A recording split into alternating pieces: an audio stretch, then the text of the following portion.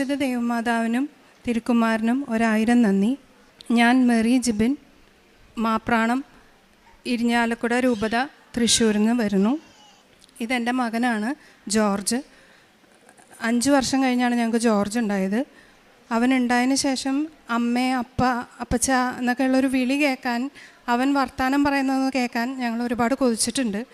ഒരു 3-4 കൊല്ലത്തേക്ക് ഞങ്ങളതൊന്നും കേട്ടില്ല. അത് കഴിഞ്ഞ് സ്പീച്ച് തെറാപ്പി അങ്ങനെയൊക്കെ ഞങ്ങൾ കൊണ്ടുപോയി. പക്ഷേ അവൻ ഉള്ളിൽ തട്ടി അവർ പറയുന്ന കാര്യങ്ങളൊക്കെ അവിടെ വെച്ച് പറയും. അത് കഴിഞ്ഞ് വീട്ടിൽ വന്നു കഴിഞ്ഞാൽ വീണ്ടും പഴയ പോലെ തന്നെയാണ്. ഫുൾ മൊബൈൽ നോക്കി അങ്ങനെ ഒരു ഇതായിരുന്നു. അവന് തന്നെത്താൻ ഒരു മൊബൈലുണ്ടായിരുന്നു.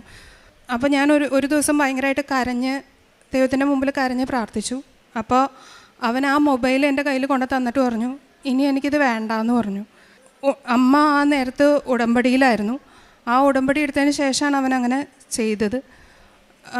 അമ്മ ആ ഉടമ്പടി എടുക്കുമ്പോൾ എല്ലാ ദിവസവും അവന് നാവിൽ തൈലം പുരട്ടി പ്രാർത്ഥിക്കുമായിരുന്നു. അപ്പം മുതൽ അവനിൽ വ്യത്യാസങ്ങൾ കണ്ടു തുടങ്ങി. ആദ്യം ഈ പറഞ്ഞോണം മൊബൈൽ എനിക്ക് തിരിച്ചു കൊണ്ട് തന്നു. രണ്ടാമത് കുറച്ച് നാളുകൾ കൂടെ കഴിഞ്ഞപ്പോൾ അവൻ മനസ്സിൽ തട്ടി തന്നെ അമ്മേ, അപ്പച്ച എനിക്കത് വേണം, എനിക്ക് ഇന്നത് വേണം, അങ്ങനെയൊക്കെ പറഞ്ഞു തുടങ്ങി. എനിക്ക് ബാത്റൂമിൽ പോകണം, അല്ലെങ്കിൽ എനിക്ക് വെള്ളം വേണം, അങ്ങനെയൊക്കെ പറഞ്ഞു തുടങ്ങി. പിന്നെ കുറച്ച് നാളും കൂടെ കഴിഞ്ഞ് കഴിഞ്ഞപ്പം അമ്മ പറഞ്ഞു, നിനക്ക് ഉടമ്പടി എടുക്കാൻ പാടില്ലേ എന്ന് ചോദിച്ചു. അപ്പോൾ ഞാൻ പറഞ്ഞു ഓൺലൈൻ ഉടമ്പടി എടുക്കാം. അങ്ങനെ ഓൺലൈൻ ഉടമ്പടി എടുത്തു. അത് കഴിഞ്ഞ് അത് കൃത്യമായിട്ടൊന്നും ഞാൻ ഫോളോ ചെയ്തില്ല. അപ്പോൾ രണ്ടാമതൊരു ഉണ്ണിക്ക് വേണ്ടി പ്രാർത്ഥിച്ചു.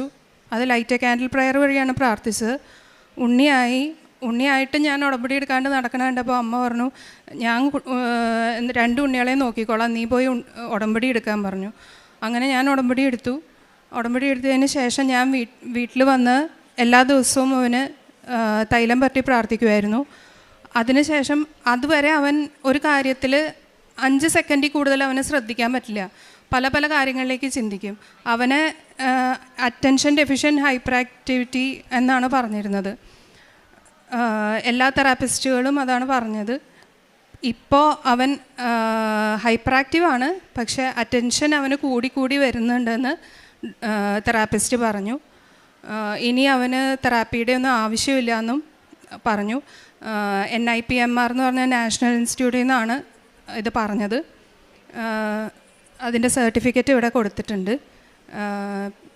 പിന്നെ അവൻ ഇപ്പം നന്നായി പാട്ട് പാടും, വചനം വായിക്കും. ബൈബിളിലെ പുസ്തകങ്ങളുടെ പേര് എന്നേലും നന്നായിട്ട് അറിയുന്നത് അവനാണ്. അവൻ പറയുന്ന പുസ്തകങ്ങളാണ് കുടുംബ പ്രാർത്ഥനയിൽ ഇപ്പം ഞങ്ങൾ ചെല്ലണത്. അതുപോലെ 4 വയസ്സുള്ളപ്പോൾ സ്വർഗസ്നായ നന്മ നിറഞ്ഞറിയം, ത്രിത്വസുതി, കർത്താവിൻ്റെ മാലാക, കൊന്ത ഫുൾ ചൊല്ലുന്നത് ഞങ്ങളുടെ കുടുംബത്തിൽ അവനാണ്. 4 വയസ്സ് മുതൽ. ഇത്രയും വ്യത്യാസങ്ങൾ എൻ്റെ മോനിൽ വരുത്തിയത് പരിശുദ്ധ ദൈവമാതാവും തിരുക്കുമാരനും തന്നെയാണ്. പിന്നെ ഉടമ്പടിയിലെ നേർച്ച വസ്തുക്കളായ ഉപ്പും തേനും എന്നോട് ചോദിച്ചു മേടിക്കും ഇവർ 2 പേരും, 2 മക്കളും. അവർക്ക് എന്തെങ്കിലും വേദന വന്നാൽ അപ്പം പറയും, എനിക്ക് തൈലം പുരട്ടി തായോ, തമ്പാച്ചൻ്റെ തൈലം പുരട്ടിയാൽ എൻ്റെ വേദന മാറുമെന്ന് പറയും. അതേപോലെ നേർച്ച ഉപ്പും നേർച്ച തേനും എല്ലാ ദിവസവും എന്നോട് ചോദിച്ചു മേടിച്ചിട്ട് എന്നോട് പറയും, വിശ്വാസ പ്രമാണം ചെല്ലമ്മ, എന്നിട്ട് കഴിക്കാം എന്ന് പറയും. ഉടമ്പടി ജീവിതം പത്രം ഞാൻ എല്ലാം കൊടുത്ത് തീർത്തായിരുന്നു. പിന്നെ എല്ലാ ദിവസവും ഞാൻ പള്ളിയിൽ പോവും, കുർബാനയിൽ പങ്കെടുക്കൊള്ളും. ആദ്യമൊക്കെ ഞാൻ കുർബാനയിൽ പോകുമ്പോൾ, ഉടമ്പടി എടുക്കുന്നതിന് മുമ്പ് കുർബാനയ്ക്ക് പോകുമ്പോൾ ഫുൾ പല വിചാരമായിരുന്നു. ഞാൻ ഒന്നും ശ്രദ്ധിക്കുകയൊന്നും ഉണ്ടായിരുന്നില്ല. വീട്ടിലെ പല കാര്യങ്ങളും ആയിരുന്നു എൻ്റെ തലയിൽ.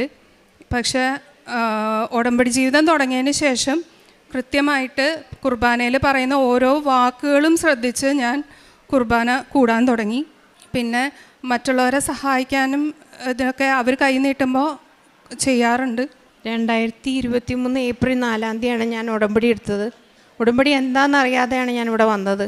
പക്ഷേ ഉടമ്പടിയിൽ ആദ്യത്തെ ഉടമ്പടിയിൽ തന്നെ ഞാൻ എൻ്റെ ഹസ്ബൻഡിനോട് പറഞ്ഞു, ചാവണ വരെ, എനിക്ക് നടക്കാൻ പറ്റണ വരെ ഈ ഉടമ്പടിയിൽ എനിക്ക് തുടരണമെന്നാണ് ആഗ്രഹം, എത്ര മാറിയാലും എന്നെ ഇവിടെ കൊണ്ടുവരണേന്ന് പറഞ്ഞു. അപ്പോൾ എൻ്റെ ഹസ്ബൻഡിന് 68 വയസ്സാണ്. അപ്പം എൻ്റെ ഹസ്ബൻഡ് പറഞ്ഞു, ഈ ബസ്സിലൊക്കെ ഇങ്ങനെ കൊണ്ടു നടക്കാമെന്ന് പറഞ്ഞാൽ ഭയങ്കര ബുദ്ധിമുട്ടാണ്, എനിക്ക് നടക്കാൻ പറ്റുമെന്ന് അറിയില്ല എന്ന്. ആ പറഞ്ഞ ഹസ്ബൻഡ് എന്നെ ഇപ്പം 3 വർഷമായിട്ട് ഞാനിവിടെ 90 ദിവസം കൂടുമ്പോൾ ഇവിടെ വരും, പത്രം മേടിക്കും, ഞാൻ വീട്ടിൻ്റെ അടുത്തുള്ള എല്ലാ സ്ഥലങ്ങളിലും പള്ളികളിലും കൊണ്ടുപോയി കൊടുക്കും.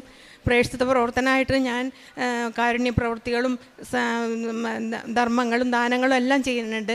അതിനു പകരം ഞാൻ വീട്ടിലിരുന്ന് ഓരോരുത്തർക്കും ഓരോ ആഗ്രഹങ്ങളും എനിക്ക് മനസ്സിലാവുമ്പോൾ അവർക്ക് വേണ്ടി വചനം എഴുതി ഞാൻ ദൈവത്തെ മഹത്വപ്പെടുത്തി അവരുടെ കാര്യങ്ങൾ സാധിച്ചു കൊടുക്കാൻ തുടങ്ങി. പിന്നെ കുറച്ച് കൗൺസിലിംഗ് ആയിട്ട് ആൾക്കാർ വന്ന് സമാധാനിപ്പിക്കാൻ പ്രാർത്ഥിക്കാനും തുടങ്ങി.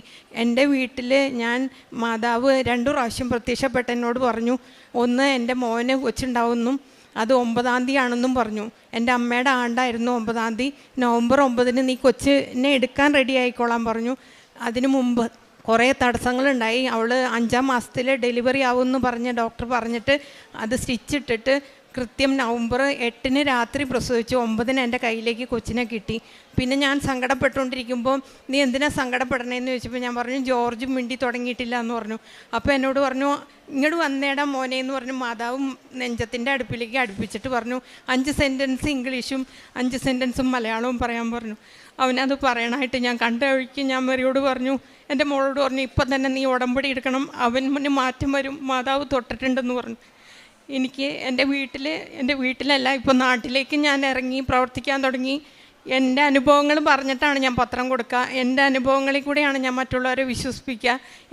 എൻ്റെ ഹസ്ബൻഡ് മാതാവിൻ്റെ കാശുരൂപം കൊണ്ടുപോയിട്ട് ഈ ചിട്ടി അങ്ങനത്തെയൊക്കെ വിളിക്കാൻ നേരത്ത് കേസിൽ കിടക്കണ വീട് ശരിയാവാൻ വേണ്ടി അങ്ങനെ പല പല കാര്യങ്ങൾക്ക് കൊണ്ടുപോയിട്ട് അത് വിജയിച്ച് വരാറുണ്ട്. മാതാവിനെ ഭദ്രമായിട്ടൊരു ചെപ്പിലാക്കി ഞങ്ങളുടെ തിരുഹൃദയത്തിൻ്റെ മുമ്പിൽ വയ്ക്കും.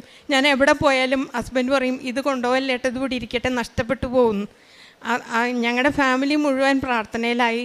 മാതാവും തിരുക്കുമാരനും 1000 നന്ദി. ഇഷ്ടംമാതിരി അനുഗ്രഹങ്ങൾ ഞങ്ങളുടെ വീട്ടിൽ തന്നിട്ടുണ്ട്. സമയച്ചുരുക്കം കൊണ്ട് പറയാത്തതാണ്.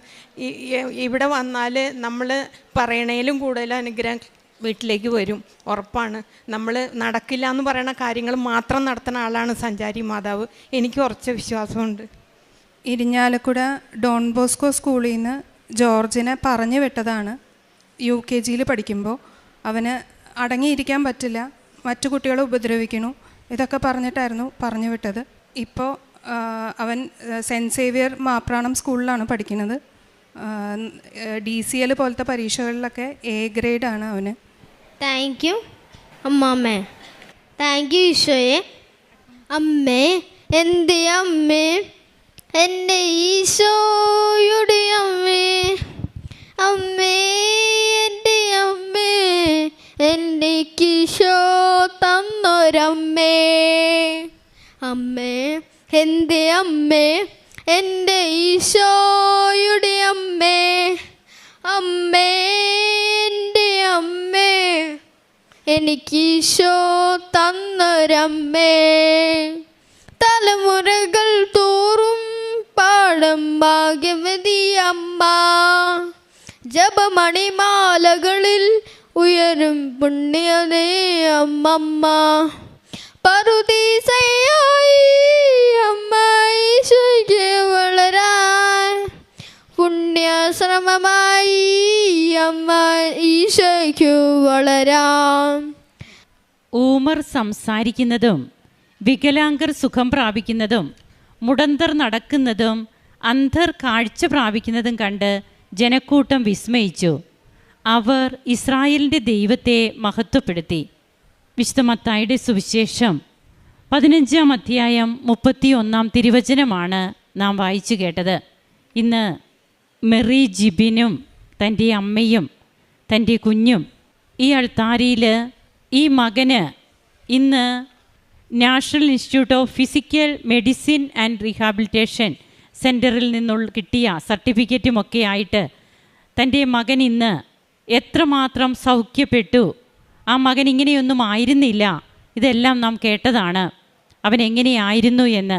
അതുകൊണ്ട് തന്നെയാണ് നാം കേട്ട തിരുവചനം പോലെ ഇസ്രായേലിൻ്റെ ദൈവത്തെ, അതായത് പലതരത്തിലുള്ള വ്യക്തികൾ, പലതരത്തിലെ ബലഹീനതകളുള്ളവർ, അവർ സുഖം പ്രാപിക്കുന്നത് കണ്ടപ്പോൾ ജനക്കൂട്ടം വിസ്മയിച്ചു. അവർ ഇസ്രായേലിൻ്റെ ദൈവത്തെ മഹത്വപ്പെടുത്തി.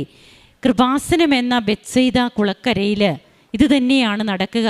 ഇവിടെ പലതരത്തിൽ അനുഭവ സാക്ഷ്യങ്ങൾ പങ്കുവയ്ക്കുമ്പോൾ അതൊന്നും ലോകത്തിന് വിശ്വസിക്കാൻ സാധിക്കാത്ത അസാധ്യ കാര്യങ്ങളാണ് ഇവിടെ നടക്കുന്നത്. നാം നമ്മുടെ കണ്ണുകൊണ്ട് കാണുന്നു, ചെവി കൊണ്ട് കേൾക്കുന്നു, നാം അനുഭവിക്കുന്നു, ഹൃദയത്തിൽ നാം അനുഭവിക്കുന്നു.